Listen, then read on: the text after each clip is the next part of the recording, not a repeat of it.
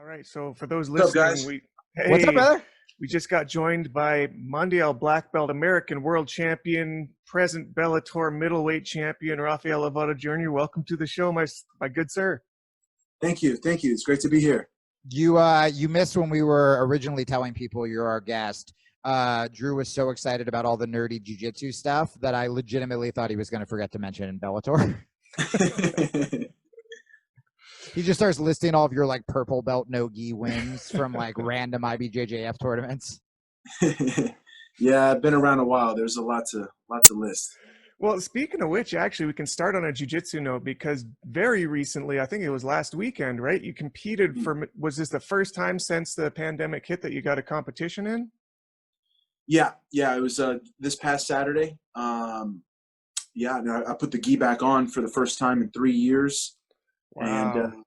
And when I had the gi on last time, I was competing in the Masters, and so this was my first time to be up against an adult level competitor, a younger guy, in quite some time. I was so focused on MMA and chasing my dream of becoming a world champion in MMA that I just couldn't put the gi on as much as I would like. Of course, I was still teaching quite a bit in the gi, but it just wasn't my focus.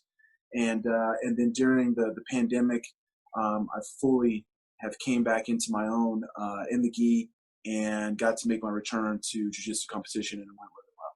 That's Dude, awesome. that's awesome. It's so cool how I feel like a lot of people during this pandemic, it's been awful with like a lot of gyms shutting down or obviously people getting sick. But in the best case scenarios, a lot of people have been doing a lot of almost inner work and figuring out what matters to them and what's important and sort of getting back to basics, And I think that's really fucking cool that's when you decided like, all right, we're putting the gi on and we're doing this. Yeah, definitely. It's given a lot of time for reflection for all of us. And it just kind of depends on how you use that reflection to get you to a positive place. For me, of course, there's a lot of people suffering, a lot of people that have had some serious hardships. So I don't want to make it sound like a good thing, what's been going on. But for me personally, I did get a pretty tough hit business-wise. I just opened a new school and I invested so much into my new school and actually took on a pretty substantial debt to make it all possible. So it was tough to close my doors right after getting in, and I'm expecting business to be booming, and lose literally no business. So that was tough, but having the time to reflect, like I said, and with everything that I've been through lately, it helped me kind of sort of find my new missions and what my focus is for the future. And I was able to start a couple of new projects that I'm really excited about. And get things going that, had been on my mind, but if I would have stayed busy like normal, I probably would still be talking about them, but now they're happening. And then, just putting the gi back on is just like, when I'm going through heavy stuff, I want to train in the gi. I don't want to do no gi. I don't want to do MMA. The gi is like, it's my meditation. I said it last week. That's awesome. Jiu-jitsu is my therapy. And I love the gi game. I love, the deep universe, the deep chess game that it is. In no gi, you can be in a position and maybe have 3 or 5 options. You put that exact same position in the gi, and it's hundreds of options. It's just such a bigger world. And like I said, it's my meditation. So it's been nice coming fully back into the gi and then getting to make my return to competition, and have it go well. Just has me really excited now. That was something I was actually wanting to come to eventually anyways, and you touched on it before I got there, but your new gym, like, first of all, congratulations. I know it's horrible timing, and you're not the only one like that. I know Drysdale just got a new place like literally weeks before this thing hit. I've got friends who took out like $30,000 or $40,000 loans for new mats 2 weeks before everything shuts down. Like, it's not good for gym owners, but like I I have nothing but faith that you're going to make this thing work, and it's going to be like one of those hubs for jiu-jitsu in that area. So I'm super excited for you to do Yeah, that. for sure. And Thank you. go for it, Jamie. You had Well, some. I just wanted to ask on that mindset, because, you know, we'll touch on MMA and Bellator, and obviously you're used to dealing with adversity, but so I've had a really similar experience with quarantine. Things I've been putting off for a really long time, and they seem to be paying off. And even like inner work, self stuff that I've been doing during this time. But I personally didn't take any losses. So I kind of feel like douchey when I talk about like things are thriving, you know. I'm an artist. I don't have a gym or a 9-to-5 or anything like that. But what you said was really interesting, because you also very apologetically were talking about successes and new projects, but you also had that really scary moment, which is going into debt, having to close these gym doors. And again, we'll talk about the adversity you had going into winning the belt in Bellator, but that seems to be a theme for you. Do you have any either just philosophical or pragmatic when you have these moments where things are about to go completely fucking haywire and they could go to shit and other people would give up? Like, I know that sounds cheesy, but other people would be like, all right, the gym closed, fuck that, and not be like, what else can we be doing? Or, you know, my brain might be broken and then I pulled a hamstring, and then you go win the belt. What are tools you use to turn that adversity into something, I mean, quite honestly, that puts you sometimes at even a more advantageous position than you were before the shit hit the fan? Man, it sounds cheesy to say, you know, and as simple as what it is, I mean, it really comes down to just being able to stay positive. I mean, that's I know. it. Yeah. Like just staying positive. You know, like you might have to kind of, I can't say like when things hit, I had like a 2 week sort of, you know, darkness that I went into first, where I was eating terrible, and you know, I was sad and just Yeah. like, why, you know what I mean? Yeah. Like it happens, it's normal. But you know, inside of that, like you let it pass, and okay, you know, what can I control? I can't control being forced to close my business, but I can control how I react to it and what I'm going to do now, you know, what Nice. I'm going to do today. And, you know, there's so many quotes, so many sayings, like, you know, whether you need to watch something, read something, just go for a walk, you know, listen to some music, whatever it is, try to start to transform yourself back into that positive place. And then just create you know, a new vision, new goals, new routine. And you know, the saying, inside of difficulty lies opportunity. I mean, I've never found that to not be true. And martial arts, jiu-jitsu, it teaches us how important it is to always stay positive. You can't have an emotional response to everything that goes wrong in your training. You know, if someone passes your guard and you freak out and, you know, spaz and get frustrated or just scream or whatever, you're only going to waste energy, you know, and you're going to make mistakes. You're going to open yourself up for, you know, the next attack, or you're just going to make yourself more tired, you know, and then make yourself more tired. Things only get worse from there, you know. So if someone passes your guard, what do you have to do? You have to say, okay, here's where I am. I'm going to make sure I don't let this get any worse. You know, I'm going to bring everything in tight, right? I'm going to bring it all home, make sure my arms are in good position. I'm not giving my arm. I'm not giving my neck. I'm not going to let him mount, you know, and I'm going to make sure that he can't progress any further. And I'm going to start to find my way out. You know, you have to stay positive. I will escape. I will escape. I will escape. And, you know, that's how it works. And so, you know, at some point you have to say, okay, I'm not going to keep crying about this. I'm not going to let it get any worse. You know, it's time to man up and figure out what's the next move, and stay positive. And, you know, that's what I did inside of quarantine. And honestly, all the support, all the people out there, my role or my position as a public figure or an influencer, I feel like I've adopted that even more You know, before I, I would try to be positive and inspirational, you know, but I was also just very busy with training and everything. And I don't know, like my mind was so much on becoming an MMA world champion. And that really like it engulfed my whole life for several years. And whatever other time I had was, you know, school, students, business, that kind of thing, teaching. And then when quarantine, I had all this extra time. And I'm like, okay, I can post more. I can write more. I can say more now. And that's really what, you know, what one of the things that the quarantine brought to me was really embracing that. And I've actually started writing a book, which has been a goal of mine for a while. One of those projects that I was referring to was starting a book. And I've been bringing that into my posts and trying to write more, say more, and just share more of what I have to say, my lessons, my journey.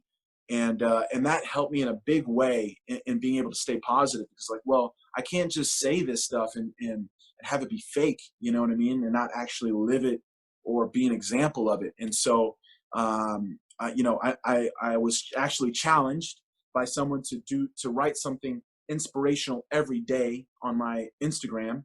And once I started doing that, man, it was like, how can I not be happy? You know, how can I not be positive? And it just bled in through my everyday life. And then I got in great shape, and I was like, man, all right, I'm going to be ready for a competition as soon as we start to get out of this. And then I got the call from Seth, and yeah, everything worked out the way it did. Well, I gotta say, man, I have been following your Instagram quite a bit lately because of these posts. Like, I'm really enjoying, especially those before they were stars videos that you've been putting up with these. Yeah. So they're like old school ones, Lucas Leitch, and a few of these like well-known world black belt champions when they're in like purple belt and blue belt and fighting down Brazil. You mentioned Drysdale. He's actually going to be my next one. Nice. I have a nice video of Drysdale. No way. I've known Drysdale forever. He's one of my favorite people. Yeah, we go way, way back. We competed against each other when we were like 16. Oh, no. Hell yeah, that's awesome. 20 years ago. Man, there's something that you were kind of touching on that I want to sort of breathe out a little bit before we get into your MMA, is that as a fan and as a student of the art, it's kind of easy to watch these superstar figures while they're at the top and just think, you know, they're one-offs. They're amazing. They have just so much skill. You know, I have to look at them in awe because of their skill. But you forget, or maybe you don't understand until you hear your types of stories, that skill isn't really enough to do what you guys do. Like, there is so much resilience that is its own aspect of being a champion that I don't think gets the attribution that it should when somebody looks at somebody who's got a world championship. It's not just because they were so much better, you know, maybe they were some of it, but what they absolutely have to have, which I don't think gets the credence it deserves, is just that unbreakable warrior spirit, which is absolutely, in me and Jamie's opinion, what happened with this belt. And I would love for you to talk about that if you want to set the stage. Yeah, well, you're absolutely right. You know, everyone has a story, you know, and inside of that, you're going to hear about sacrifice, about taking risks, you know, getting out of their comfort zone. And there's always a moment of like, you know, when you go all in, there's always that, man, is this going to happen for me? You know what I mean? That there's the questions, you know, is everything going to work out? You know, and being able to overcome that is what really sets apart the greats, you know, from everybody else, you know, is they took that risk and they went all in, whether they, you know, like I'm an example of that in so many different shapes and forms. You know, I was in college and then I quit school to pursue jiu-jitsu full time. You know, I took on a pretty good little credit card debt for a while to help me get to all these tournaments. You know, I'm in Oklahoma, traveling to Brazil, you know, all the money that I put in to get the skills and, you know, be able to climb up, you know, through the ranks. Everything was an investment, you know, but we are our best investment. You know, the best investment is to invest in yourself, and you're never going to get the biggest return if you don't go all in, if you're, only halfway in, you're going to get halfway results, so it's not going to happen until you take that full risk. And then just understanding that all the failures are temporary, you don't let them stop you. A lot of guys nowadays, they're a lot different than me. I wasn't a world champion at the lower belts. I never won a world title until I was a black belt. Wow. Right. I had plenty of losses. My first year as a brown belt, I went 50-50. So Wow. I had 12 wins and 12 losses. Oh. And that was one of those years where I was just like, man, is this going to happen for me? Am I ever going to be, a world champion black belt? And that was right when I was starting college, and my mind was just, I wasn't all in yet. And those are the sort of things that I went through. Like, I wasn't one of those guys that stand out today, like these phenoms that just win every year, blue, purple, brown. Then right away, their first year as a black belt, they're already a black belt world champion. Yeah. It took me 3 years as a black belt before I won my world title.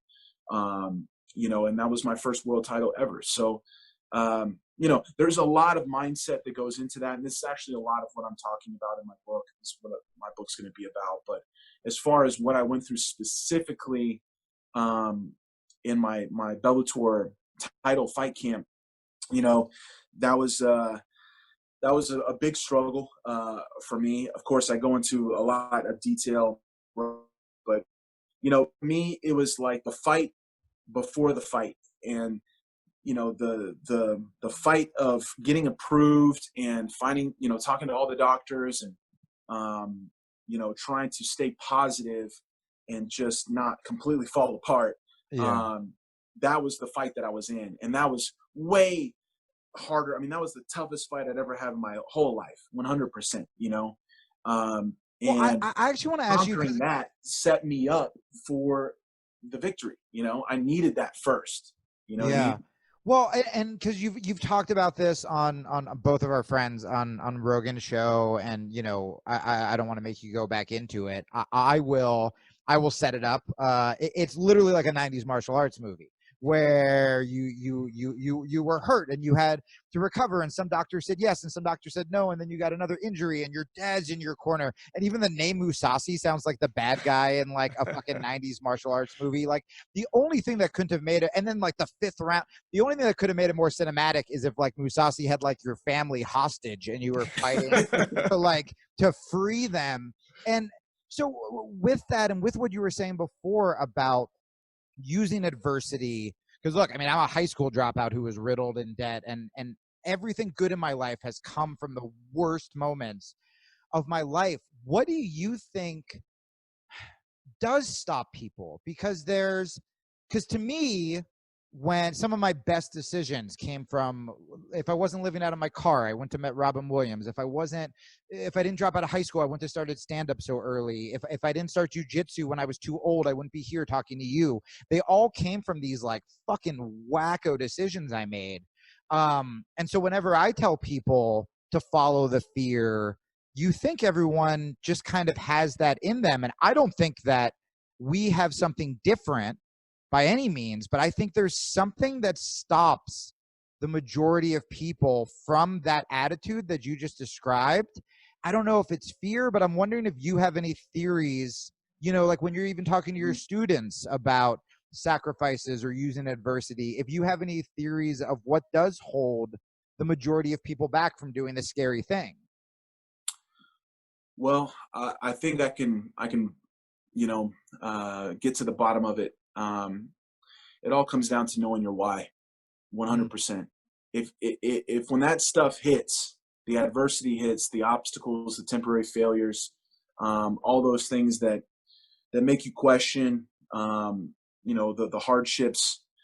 If you don't know your why, 100%, your purpose, your inspiration, if you don't know what that is, and you don't have a deep, burning emotion and desire wrapped around that, then you're really not all in. And you will quit, you will break, you don't know 100% what you're there for. And those hard moments, those times when you're in the thick of it, you know, what I was going through, I was in Brazil at the time, in Curitiba, doing the most physical, the hardest part of my camp.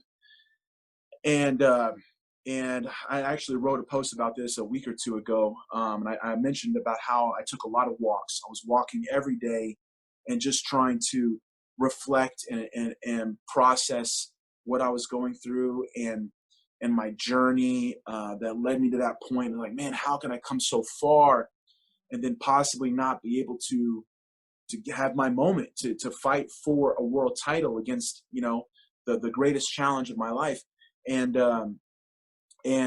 all that reflection just dialed things in for me more and more and more of seeing my family, seeing, you know, my brothers, everyone that I've trained with, you know, my father and my whole livelihood, you know, seeing it all in my mind over and over. It's just like, man, this is such, you know, I'm just so grateful. I'm just so grateful for my life and all my experience, my journey. And it just gave me so much power. I knew what I was fighting for, you know, it dialed it in for me even more, stronger. You know, I'm not fighting for the belt. I'm fighting for my family. I'm fighting for the opportunity to show our life's work, you know, and it gave me strength. And it made me not quit. It made me not give up and seeing more doctors and trying to get approved because we deserved that opportunity. And so you believe in your cause, in your why even more. You have to grow stronger and closer to it when you're in those tough situations. And that's what makes you turn it all into a positive. And it gives you more power. Yeah, it sounds powerful, even just the way you say it. There's something that I think the casual listener, the casual fan that doesn't know your story as well might not realize as you said it there, which it came through very powerful for me who already knows, is that you come from a martial arts family. You're one of the few lucky people who has literally a Brazilian jiu-jitsu black belt dad. The senior to the junior is actually like a jiu-jitsu professor that raised his superstar son to do these things. And when you're saying you won it for the family, you're like, that's a generational cause that you put forward there. That's extremely powerful. And I suggest and recommend everybody to go back and watch this fight with Gegard Mousasi. It went 5 rounds, so spoiler alert, he wins. But the ending at the end, yeah, exactly, there it is. Yeah, the ending where you embrace your dad and just the emotional connection, you know, as that happened is something that I think it should go down in like martial arts history. It was something amazing. Yeah, you're right. I am extremely lucky. You know, I don't know a life without martial arts because of my father, who's a lifetime martial artist. You know, I've just been born and raised into it. And, you know, it's something that I'm just so grateful for. He and I, we've shared it our whole lives. You know, that's the one thing, no matter what's going on in our lives individually or, you know, with us together, it's just like, hey, this is what we have, our time on the mats. You know, it's always there for us. But, you know, he wasn't a Brazilian Jiu-Jitsu black belt when I was a child. He discovered Jiu-Jitsu when I was around like 11, 12 years old. And, okay, so you kind of came up at the same time then, hey? Yeah, he got his black belt a year before I did. Oh, so awesome. we were like training partners, you That's know. incredible. And I would travel and, you know, compete, train, learn stuff, and bring it home to him. He would do the same. And so we would always go out. There were times when we went together too, but it was a lot harder for both of us to go because, you know, we had the academy here at home. And so actually, as I got older, usually I was the one that did most of the traveling, so he could stay home and focus on the business. And I would go and, you know, compete and learn. Started going to Brazil when I was 16 years old, and that was my first trip. You know, I went every year, and I would just learn as much as I could. I had my notebooks, I had my questions, and then I would bring it all home to my dad, you know, and we would work on it for months until we took the next trip. And then when I took the next trip, I'd already have my questions ready for the next time. Mm-hmm. And that's how we came up. We never had a black belt here in our state. We never had an instructor that we could see day to day, you know, and ask questions. You know, it was just he and I on our own. We were the first black belts in the state, and then we were also the first American father and son Brazilian Jiu-Jitsu black belts. God, that's so fucking cool. Oh, well, when you said that, I wanted to ask you, you know, you did our friend Kyle Kingsbury's podcast a while ago, and I went and re-listened to it, and I remember hearing it when it came on. And there's something about you, you know, look, everyone we've interviewed on this show, we love, I consider friends, high-level UFC guys, jiu-jitsu guys. But whenever I hear you interviewed, the very earnest term martial artist, it strikes me, because I'll tell people about people we had on the show. I'm like, oh, we had this fighter, blah, blah, blah. But the way you talk about martial arts and being a martial artist with such reverence kind of stands out. What do you consider kind of the difference between a fighter and a martial artist? Or it doesn't even have to be that adversarial. When you call yourself a martial artist, what does that mean to you besides just like, I can fuck your shit up? Oh man. Well, you know, you're right. I really appreciate you saying that. That means a lot to me, because that's 100%, you know, who I am, and basically what my father taught me, what he passed down to me, and why I stepped in the cage to begin with. You know, was because of who I am as a martial artist and how I see myself as a martial artist. You know, I'm jiu-jitsu 100% is my number one passion. Gi jiu-jitsu, you know, out of all the martial arts, is the thing that I love the absolute most. All right, 100%. But I am much more than just a jiu-jitsu guy, right? And that's when I made my first transition into MMA. Everyone kind of just saw me as a jiu-jitsu guy. And as I've been having more opportunities to talk about it, and, you know, of course, all the fights, I think now, you know, people see me more as a martial artist, and that's what I appreciate. But, you know, how I view a martial art. So Ryan Smith, who works for Flow Grappling now, he did a documentary about me, I guess about 2 years ago, and it's titled True Martial Artist. And that's kind of like the phrase that I really like, true martial artist. And how I would describe that to somebody, I guess, would involve a few different layers. Number one, a true martial artist is someone that dedicates their entire life to learning. That's it.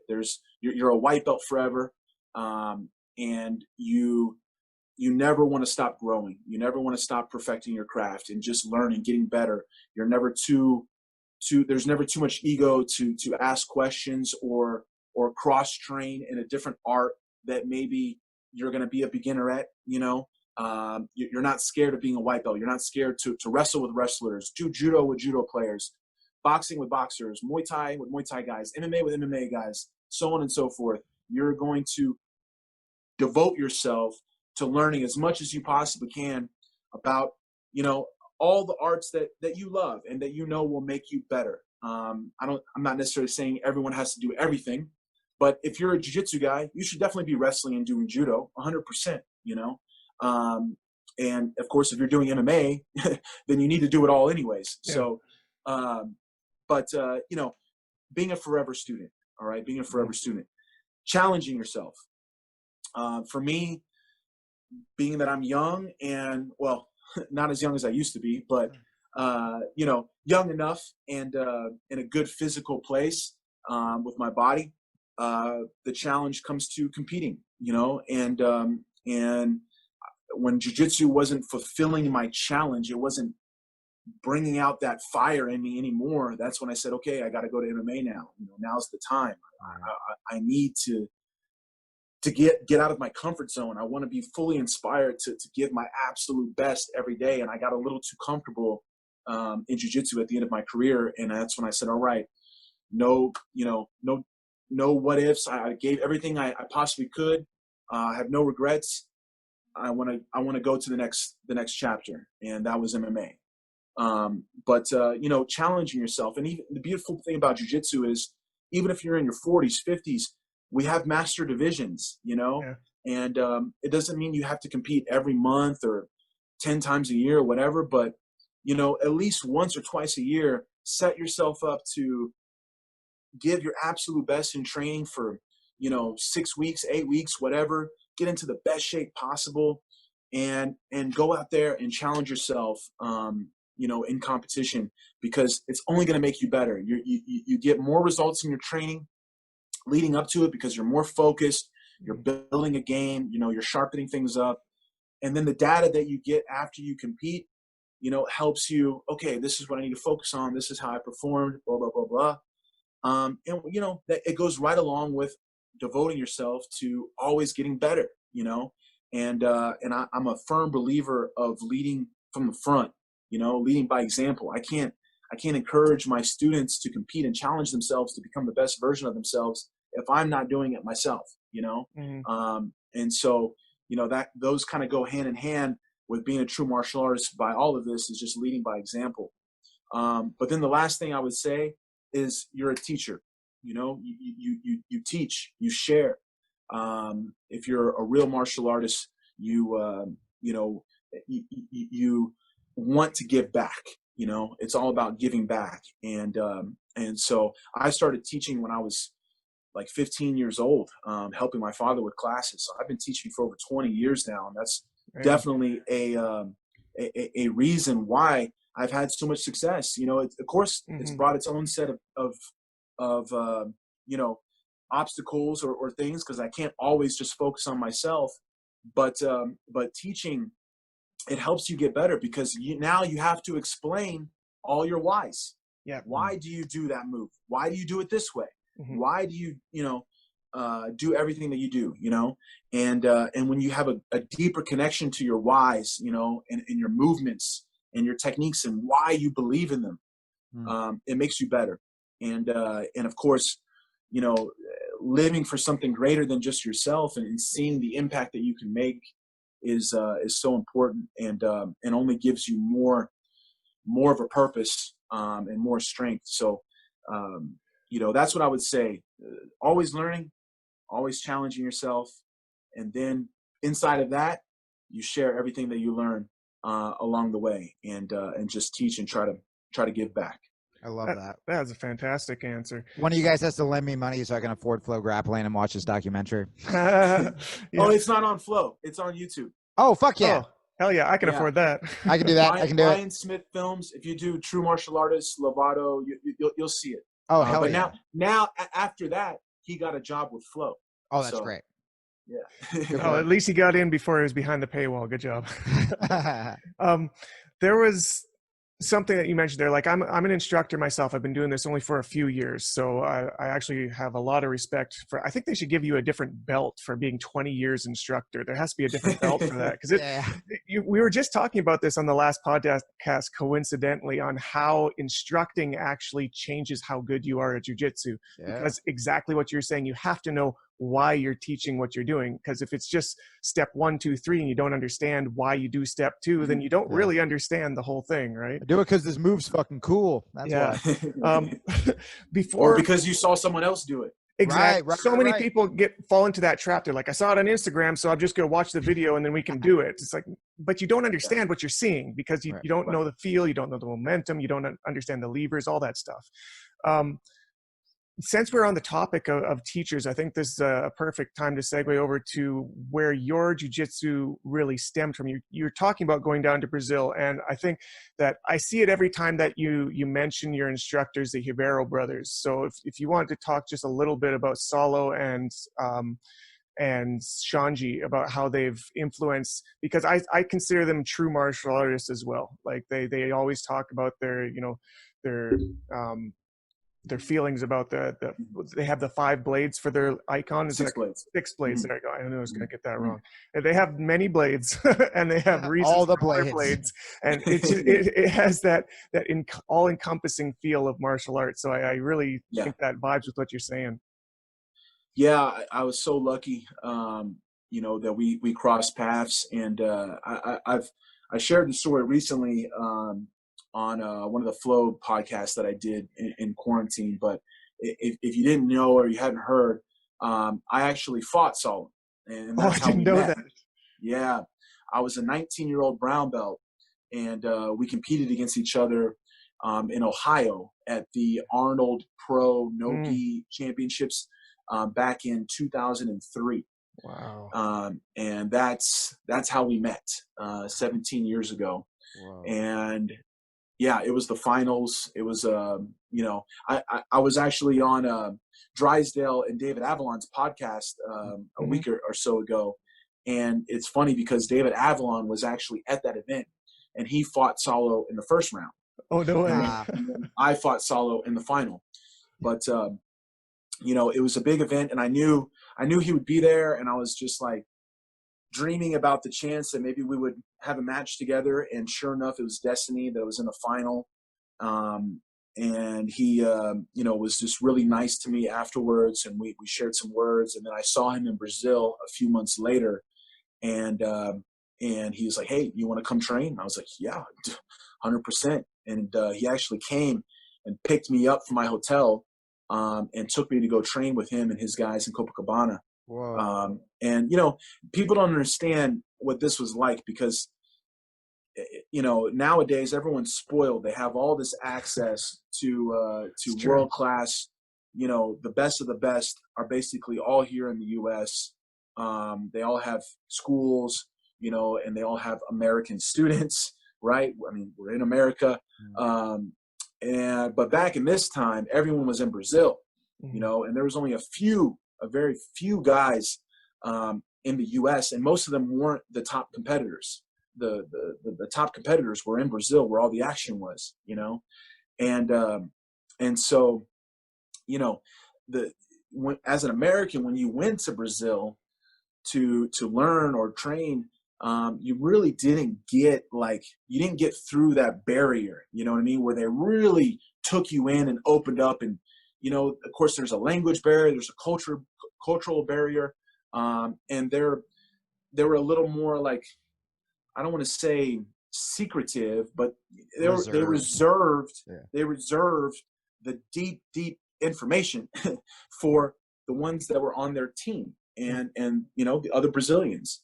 And so getting that opportunity and having Saulo offer to pick me up, take me to go train with him, where I got to learn, and literally I could ask him anything I wanted right from day one, and see him teaching, and him not like trying to make sure I didn't see anything. Like I already fought Saulo, and I could have very well been competing against some of his guys that weekend at the Worlds, that was coming. And he didn't care, and we rolled together, went to lunch, everything. And I was just like, man, I can't believe he's being so open with his information and his knowledge, to me, to an outsider and someone that had fought him, Were you low-key worried that he was just seeding bad information into you so that he could beat you? I didn't care. It was worth it. I didn't care. I guess I'll extend my arms and mount if you say so. Yeah, I was all in right from the beginning, and that's how our relationship started. We stayed in touch. He came to Oklahoma to do a seminar, and everything kicked off. And at this time, Shanji was still very young. He hadn't even won his first world title yet. Wow. And then Saulo set it up for me. I told my parents, I said, hey, now that I met Saulo isn't talking to me about going to Brazil and training with Shanji. I was like, this is the opportunity I've been waiting for. I need to drop out of college. Right. Good lead in.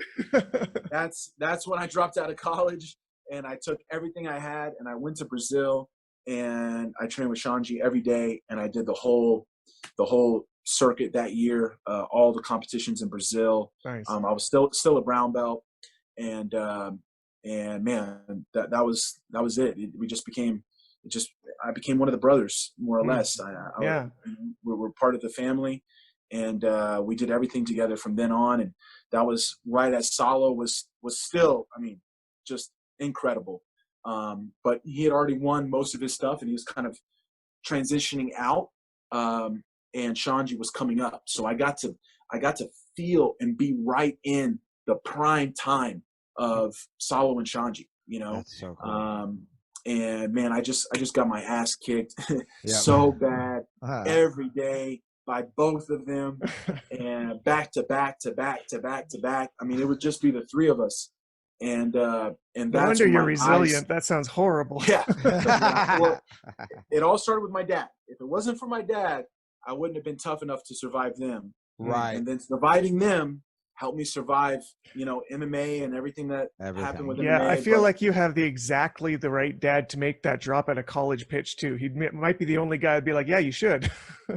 Well, believe it or not, he was the one that was really pushing me to go to school, because he, you know, every parent wants more for their child. And at that time, you know, having a martial arts school wasn't, the possibilities to be successful were not anywhere near what they are today. You know, jiu-jitsu was still in its infancy here in the US. MMA was just I mean, it was just getting started. Like, you know, they still had fireworks when Tito came out. Yeah, I mean, this was like when like Tito and Chuck were just starting to happen, and that was like, you know, and then the Ultimate Fighter and everything else, you know. So like at that time, owning a martial arts school wasn't like, oh, you know, that's a great business, you know. And he wanted me to stay in school and not have to deal with that, you know. But it was too late. I said, Dad, I'm, you know, Solo, fall in love. Right? Yeah, I'm gonna follow you. I was debating between two technical questions. I think one of them, I want to ask you about like frames, but I think that's more of a when we train in person one day, video podcast question. So the other one's more philosophical, where you and was your dad a JKD guy? Yes. Okay, great. So I started in JKD in like 98.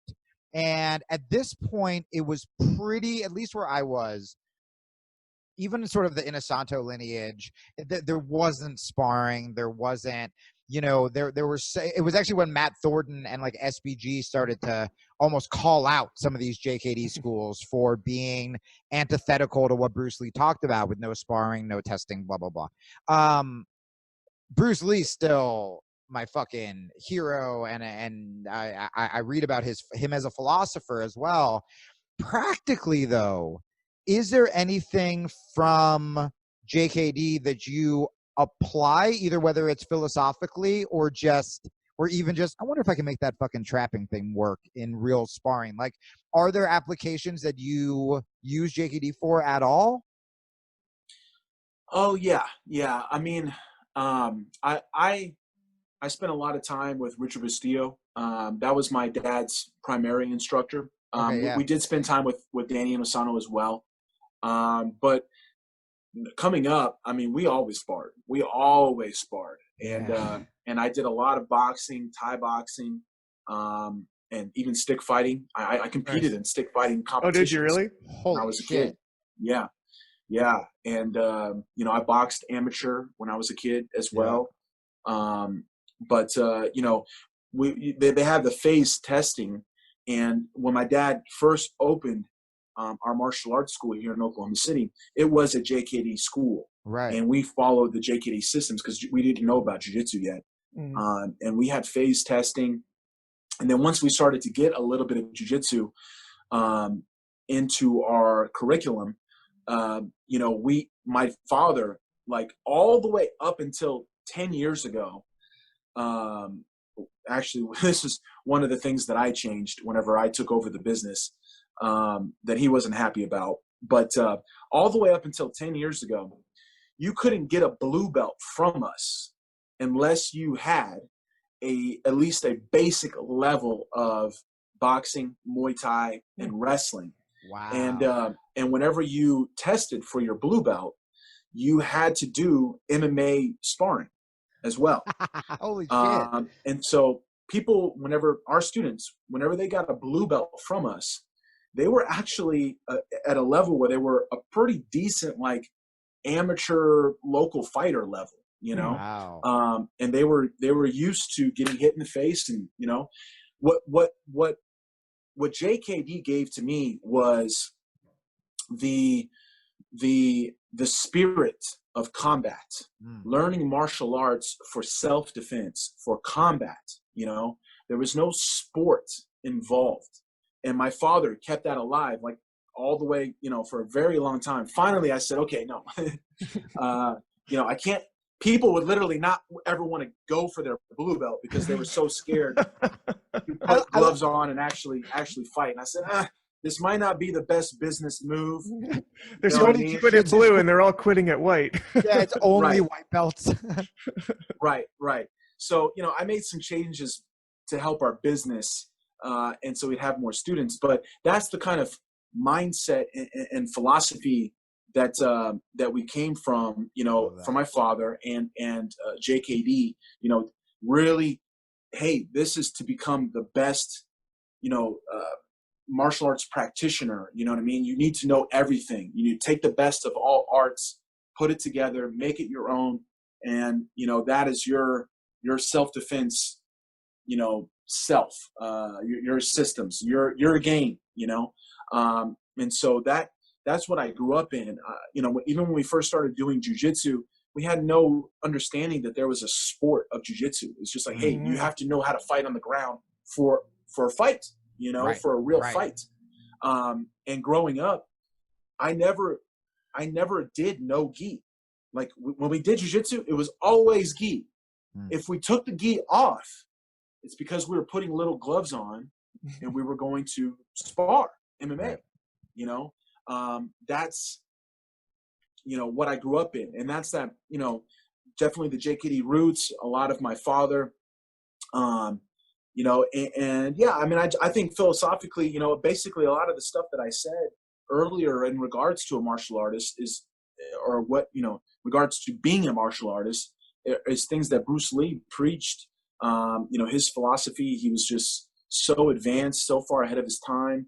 And that's what I got to grow up in. And I had examples all around me, like Danny Osano, come on.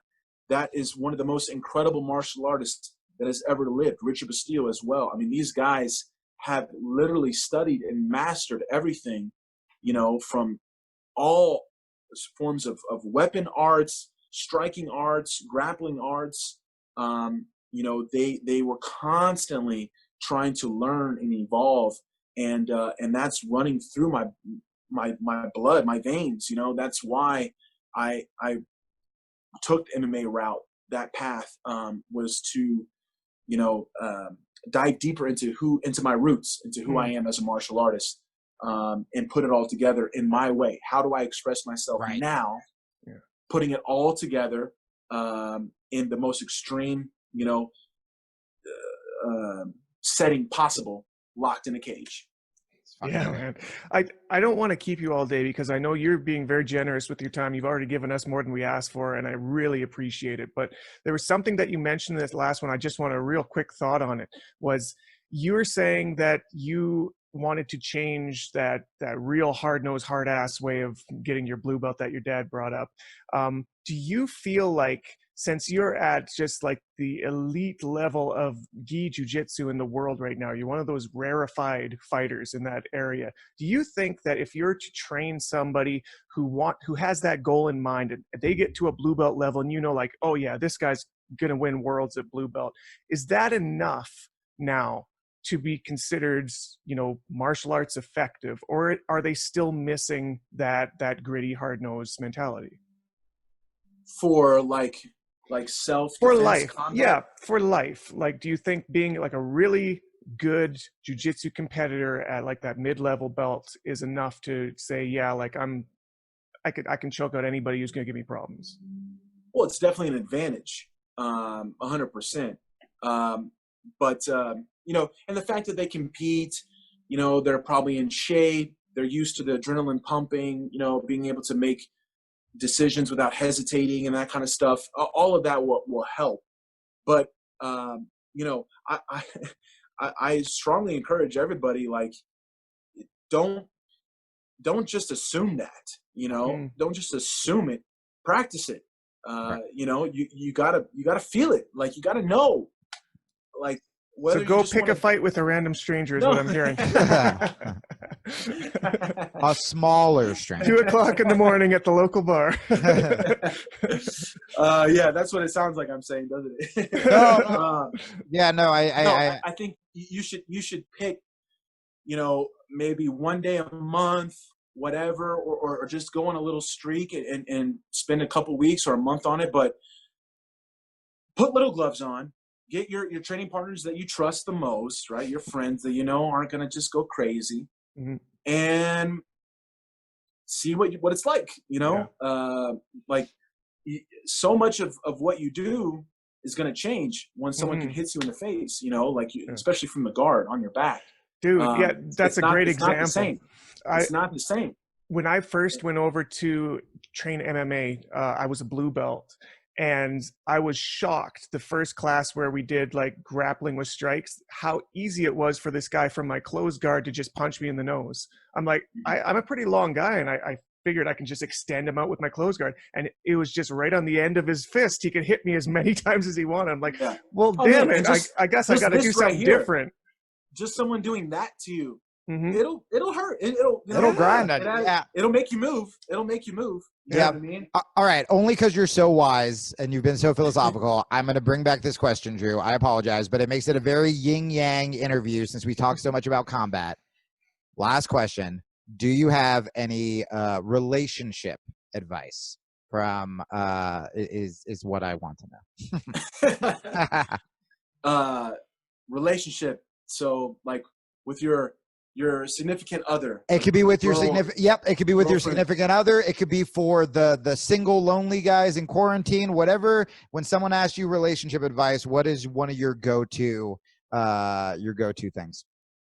Oh man, well, I think it all comes down to just being friends, you know, communicating and just loving to hang out with each other and being honest and having a good time, like making, you know, and keeping things alive, right? Like not letting things get boring, right? Asking what they want, you know, and what they like and all that kind of stuff. And, but you know, I think, at the end of it, like you gotta be friends. You gotta be able to just have the same fun, whether you're going out or just on the couch watching Netflix or whatever, you know, and just, sharing time. You know, you're going to spend a lot of time with each other, and if it's not fun, then never it's ends not going to work, especially in quarantine. I think it's probably you know, worst. We all probably had a couple more arguments than usual in quarantine. The joke right now is everybody coming out of quarantine, the richest people as they reopen businesses are going to be barbershops and divorce lawyers. Oh, Jesus Christ. I haven't heard that. Well, thank you, man. That was really inspirational on like every fucking front. And I hope we get to talk to you again sometime.